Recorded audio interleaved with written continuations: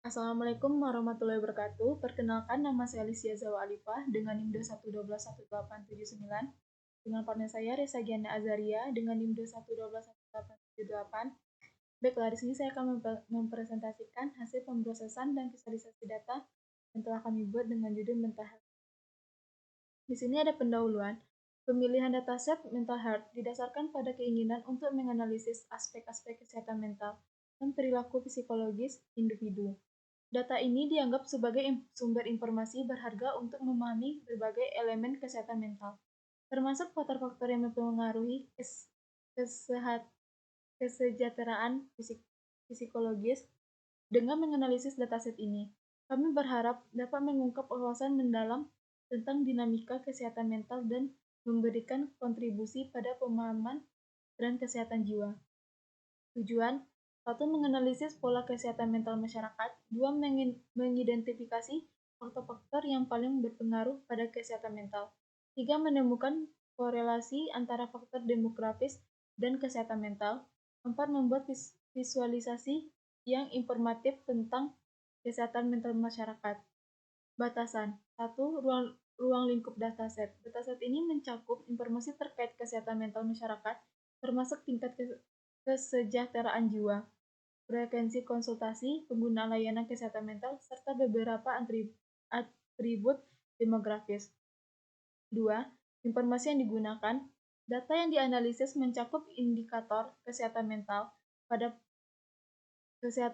pola konsultasi, jenis layanan kesehatan mental yang paling banyak dicari, dan faktor-faktor yang dapat mempengaruhi kesehatan mental. Atribut demografis seperti usia, jenis kelamin, dan latar belakang pendidikan juga dimasukkan. 3. Informasi yang tidak digunakan. Beberapa informasi yang tidak relevan atau tidak diperlukan untuk analisis kesehatan mental, seperti data lokasi atau faktor-faktor lingkungan spesifik yang tidak terkait langsung dengan kondisi kesehatan jiwa masyarakat. Di sini metode yang digunakan ada pra-pemrosesan dan visualisasi data. Ada noise cleansing, imputation, dan bar chart dan pie chart. Dan ini hasil dan analisisnya. Kode tersebut bertujuan untuk menangani nilai yang hilang. Dalam suatu data frame, pada kasus ini data frame disebut data. Pertama-tama data frame di print untuk melihat nilai yang ada dan kemudian di print jumlah nilai yang hilang. Untuk setiap kolom menggunakan is-null atau sum. Setelah mengetahui jumlah nilai yang hilang, dilakukan imputasi menggunakan simple importer dari skin layer. Pada contoh ini, nilai yang hilang diisi dengan nilai rata-rata dari masing-masing kolom menggunakan data filna. Metode ini memperbaiki data frame yang ada tanpa perlu membuat data frame baru. Dengan melakukan langkah ini, data yang awalnya tidak lengkap menjadi lebih lengkap, memungkinkan analisis data yang lebih akurat. Sini ada removing the cloud. Kode tersebut bertujuan untuk mendeteksi dan menghapus duplikat. Dari data frame pertama menggunakan data duplikat untuk membuat suatu seri boolean yang menunjukkan apakah baris tertentu merupakan duplikat atau bukan. Selanjutnya hasil deteksi duplikat dicetak atau diprint. Untuk menunjukkan baris-baris yang dianggap sebagai duplikat, jumlah total duplikat dihitung dengan menjumlahkan nilai true dalam seri boolean tersebut, dan hasilnya dicetak sebagai total duplikat. Pada contoh ini, hasilnya menyatakan bahwa tidak ada baris yang dianggap sebagai duplikat. Deteksi dan penenangan duplikat penting dalam pembersihan data untuk memastikan analisis yang akurat dan konsisten. Ini juga ada visualisasi data. Coding tersebut menggunakan library, Seaborg, dan Matplotlib untuk membuat grafis batang yang menampilkan distribusi responden berdasarkan jenis kelamin dalam data frame dengan mengatur ukuran figur sebesar 4x4 inci. Kode ini menggunakan SNS Countplot untuk menghitung dan menampilkan jumlah frekuensi masing-masing kategori jenis kelamin pada sumbu X. Label sumbu X diatur sebagai for you gender dan label sumbu Y diatur sebagai age.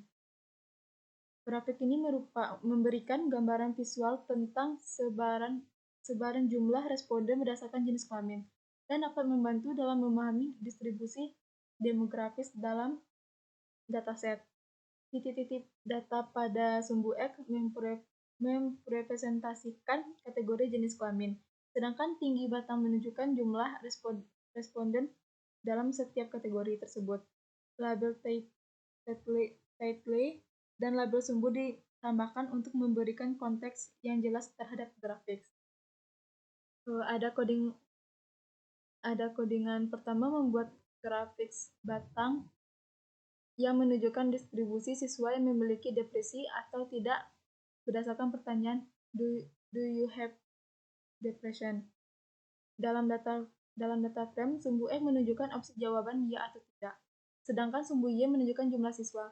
Kode kedua menghasilkan grafik batang yang menampilkan distribusi responden berdasarkan jenis kelamin atau gender.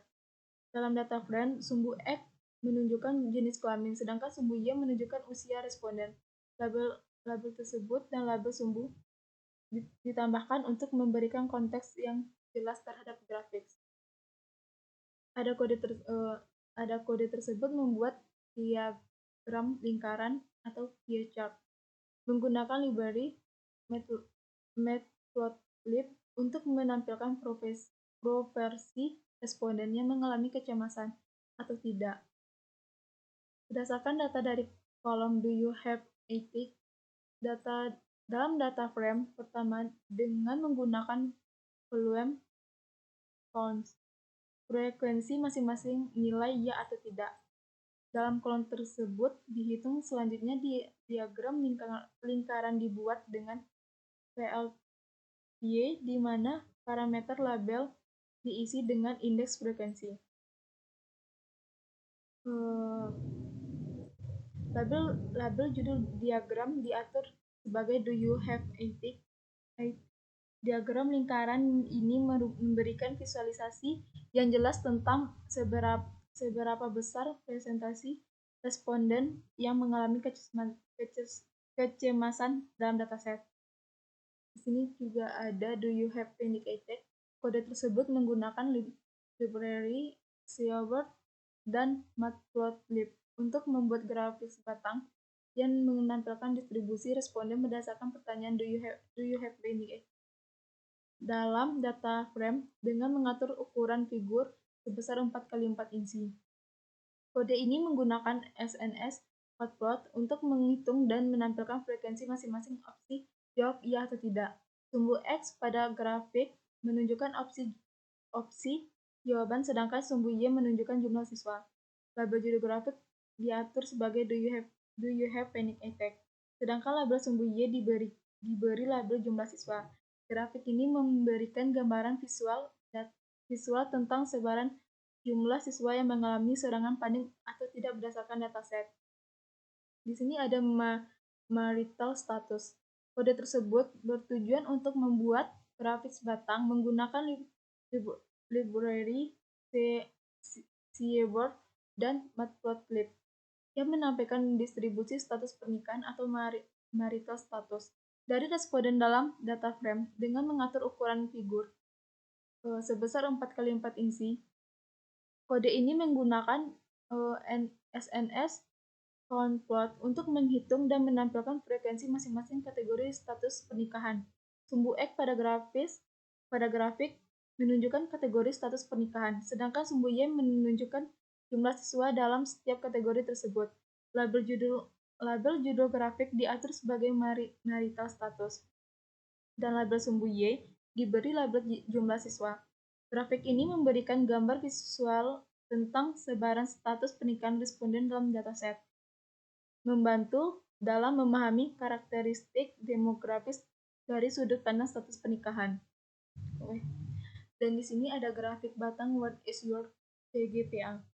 Kode tersebut bertujuan untuk membuat grafik batang menggunakan library Seaword dan Matplotlib yang menggunakan distribusi nilai CGPA atau Cumulative Grand Point Average dari Spoden dalam data frame dengan mengatur ukuran figur sebesar 8 kali 4. Kode ini menggunakan SNS point plot untuk menghitung dan menampilkan frekuensi masing-masing nilai CGPA. Sumbu X pada grafik menunjuk nilai-nilai CGPA, sedangkan sumbu Y menunjuk jumlah siswa dalam setiap nilai tersebut. Label judul grafik diatur sebagai What is your CGPA, dan label sumbu X dan Y diberi label sesuai dengan kontennya. Grafik ini memberikan gambaran visual tentang sebaran nilai CGPA dari responden dalam dataset, membantu dalam memahami distribusi akademik di antara mereka. Dan yang terakhir ada kesimpulan. Kesimpulannya adalah analisis menggunakan dataset mental health memberikan pemahaman mendalam tentang berbagai aspek kesehatan mental dan perilaku psikologis individu.